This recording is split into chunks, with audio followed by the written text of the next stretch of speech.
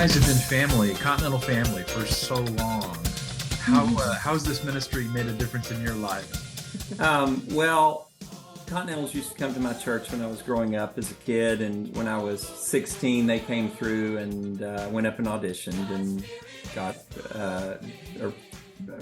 an approval to go on a tour, and I threw it in the trash, and my dad took it out of the trash, and he said, "I think this is something you should really consider." The scope of my vision was East Tennessee, and so went on the first tour to Switzerland, Austria, Hungary.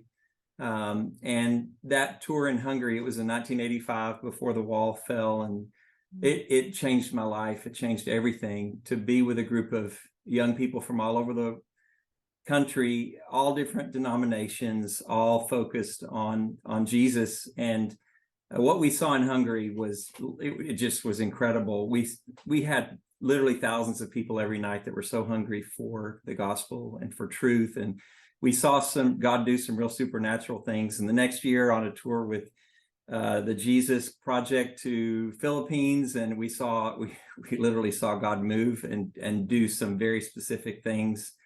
One night we set up the film in this very remote village, and it started raining, and the locusts were very loud and you couldn't hear. And we just circled up and we prayed, and the rain stopped and the locusts quieted down.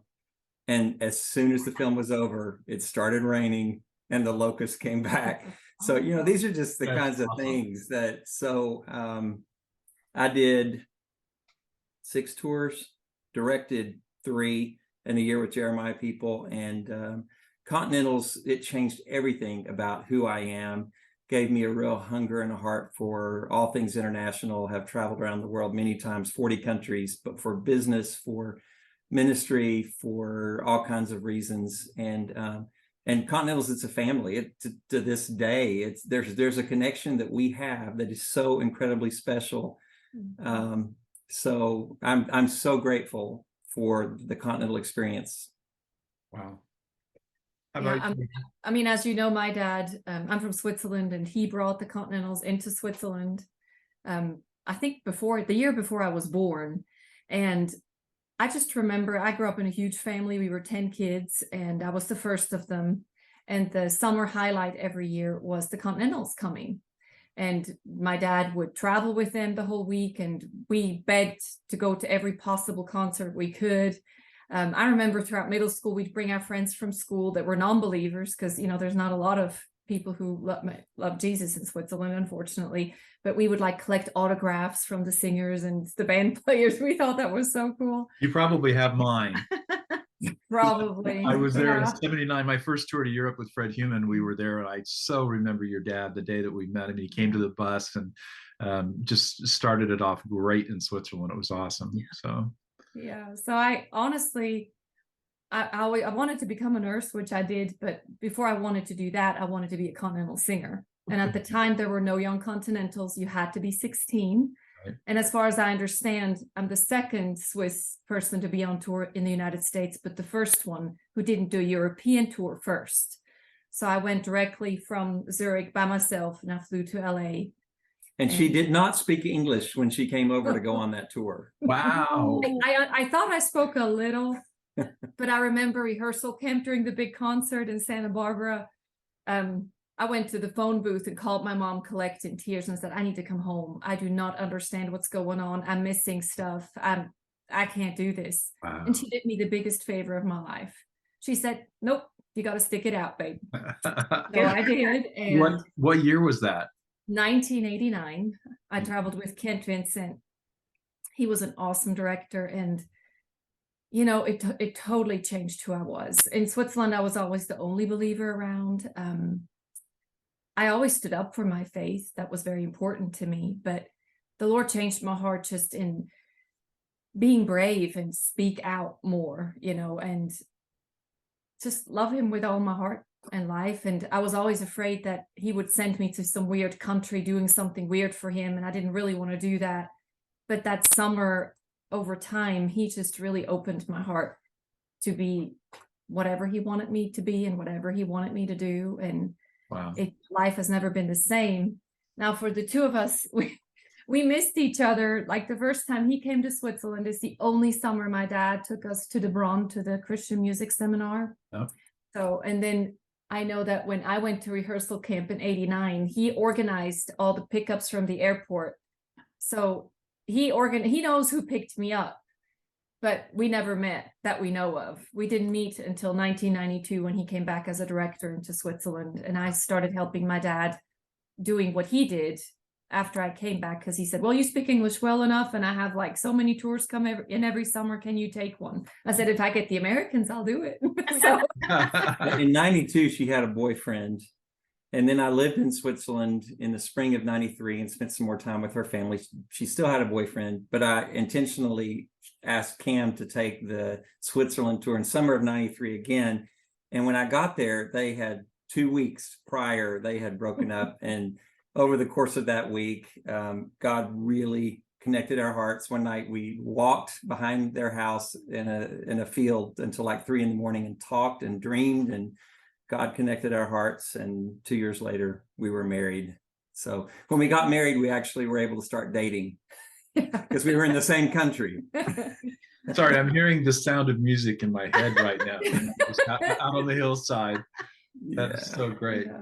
Well, tell me something. Tell a little bit about what you do. And here's my question. How does your Continental experience show up in what you do today, in all the things that you're involved in? So I did 2 master's degrees in international business and worked in Switzerland in the corporate world for a while, and then came back to Tennessee, and I've started 3 healthcare companies that I'm running, and they're growing. And, in business, there are so many challenges every day. And last night we watched the one that you did with Fred, and he talked about once you're a Continental director, it's just, there's always a way. Any problem that comes up, any situation, it's you just find the way around and you solve it. And being a Continental director, that helped me immensely in what I'm doing today. And obviously just faith. Just going back to the very first tour, it lit my heart on fire for the reality of a very deep walk with Christ and with other believers. So that still holds true today. And even being in business, that's where I live out my faith every day. So that's what I'm doing right now. That's great. I mean, there's, as all ex-Continentals know, there's so much, but I remember Kent told us on tour, and I was one of his youngest tour members. He said that wherever we go in life, that we need to always look to Jesus. Churches, Christians, ministries will disappoint. Life can disappoint, but as long as we keep our eyes fixed on Jesus, it will, that's the most important thing. And that's what will carry us. And learning to trust God, no matter when bad things happen. And we've all walked this planet for a while. Life sometimes gives you some things that are very difficult to handle, and situations that you think you cannot walk through.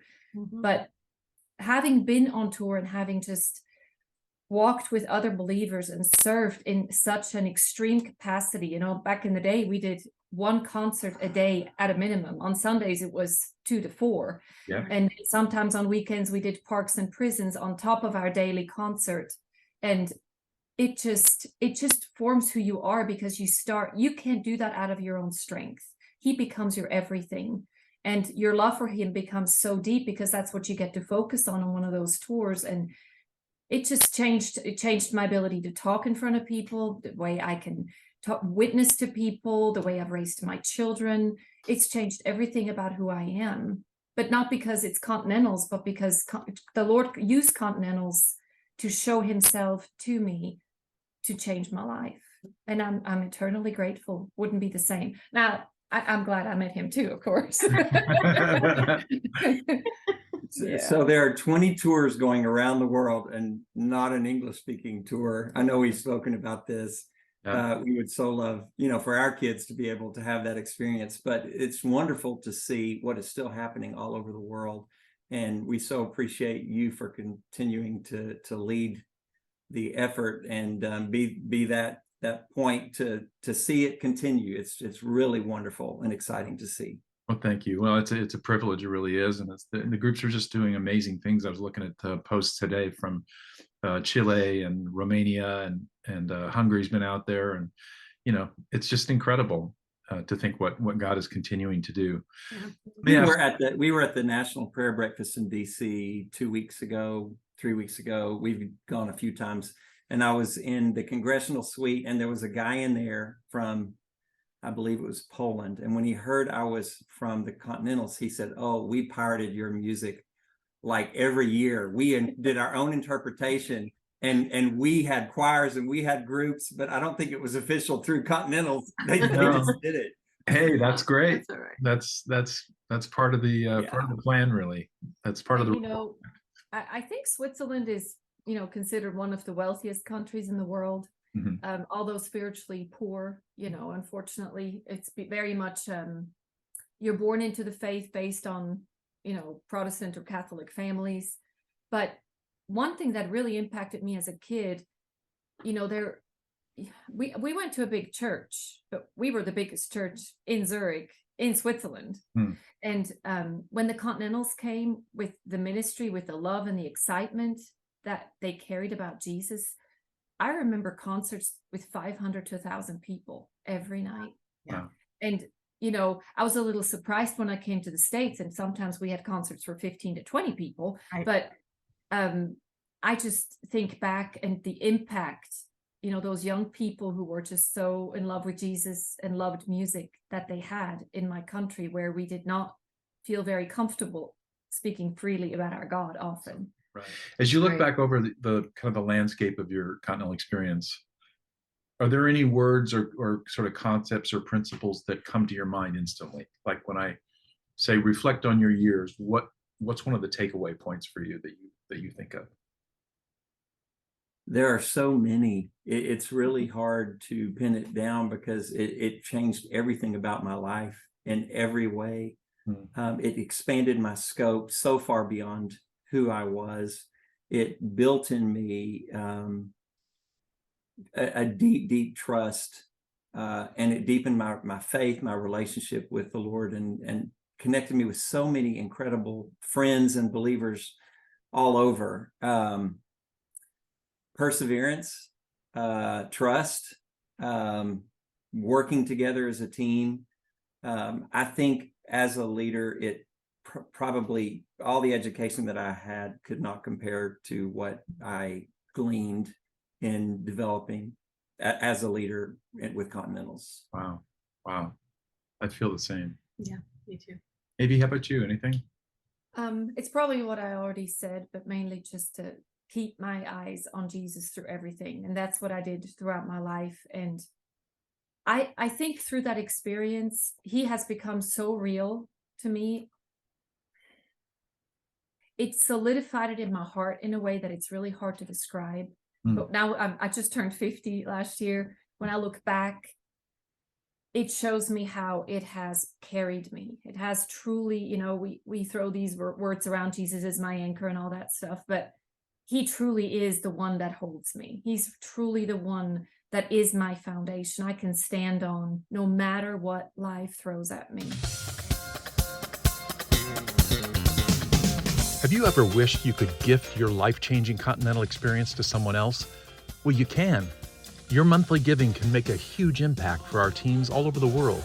Did you know that this year, we'll have more than 20 Continental groups on the road, communicating in 7 different languages? The Continental story goes on, so keep writing your part of it by being on our support team. And our groups will say, thank you, in 7 different languages.